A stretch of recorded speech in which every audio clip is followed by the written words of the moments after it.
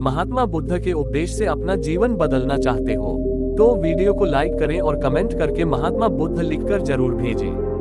बुढ़ा अमृतवाणी। मन में कई तरह के विचार आते हैं। कभी कभी तो न चाहते हुए भी मन में अश्लील विचार आ जाते हैं, लेकिन महात्मा गौतम बुद्ध की इस कहानी से आपके विचारों में बदलाव आएगा। मनुष्य का मन बहुत ही चंचल होता है और इसलिए मन में कई तरह के विचार उत्पन्न होते हैं।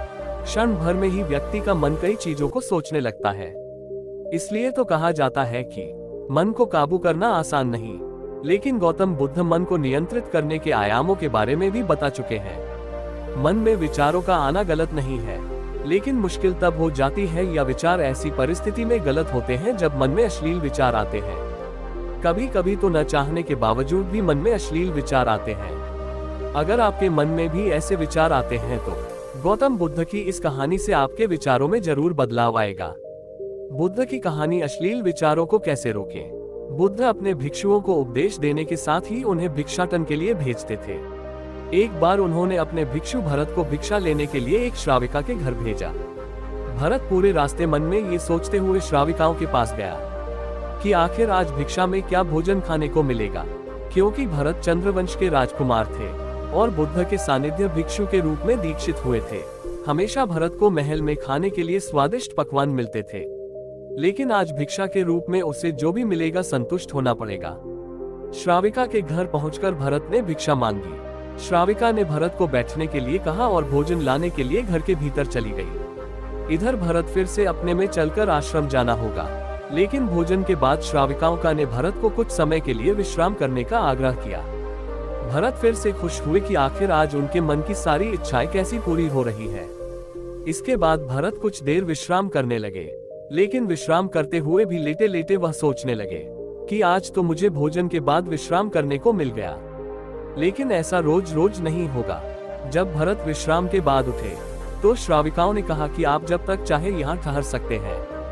भरत अब समझ गए कि यह कोई संयोग नहीं हो सकता। उन्होंने श्राविका से कहा कि मुझे क्षमा कीजिए कि आप मेरा मन पिया सकती है। श्राविकाओं ने हामी उत्तर दिया और कहा कि हाँ, मैं मन पढ़ सकती हूँ। शुरू में ये कठिन था, लेकिन फिर मैंने स्वयं के मन विचारों को देखना शुरू किया। पहले मेरे विचारों की संख्या अनगिनत हुआ करती थी, इसके बाद मैंने विचारों पर ध्यान केंद्रित किया, बिना पक्ष विपक्ष के अपने विचारों को देखने लगी। इस तरह से धीरे धीरे मेरे मन में विचारों की संख्या कम होती गई और सारे व्यर्थ विचार दूर हो गए। इसके बाद से ही मैं दूसरों के मन में चल रहे विचार को पढ़ लेती हूँ। हालांकि श्राविका की बात सुनकर भरत घबरा गए।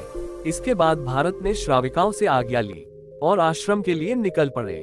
रास्ते में भी भरत फिर से मन में आए विचारों का स्मरण करने लगे कि श्राविकाओं के बारे में उसके मन में अश्लील विचार भी आए थे। श्राविकाओं ने उसे भी जान लिया होगा, वह मेरे बारे में क्या सोचती होगी। भरत खुद को लज्जित महसूस कर रहे थे।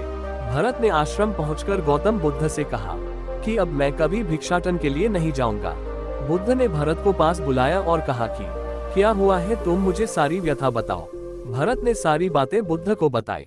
इसके बाद बुद्ध ने कहा कि अगले एक हफ्ते तक तुम भिक्षाटन के लिए उसी श्राविकाओं के घर पर जाओगे, लेकिन तुम्हें इस बात का ध्यान रखना होगा कि तुम्हारे मन में कौन सी वासना उठ रही है।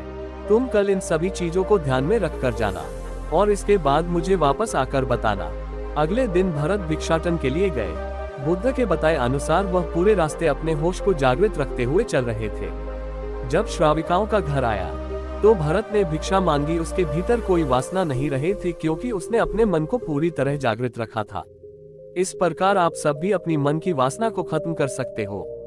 महात्मा बुद्ध की स्टोरी अच्छी लगी तो वीडियो को लाइक करें, चैनल को सब्सक्राइब करके दोस्तों को शेयर करें और कमेंट में बुद्ध लिखें।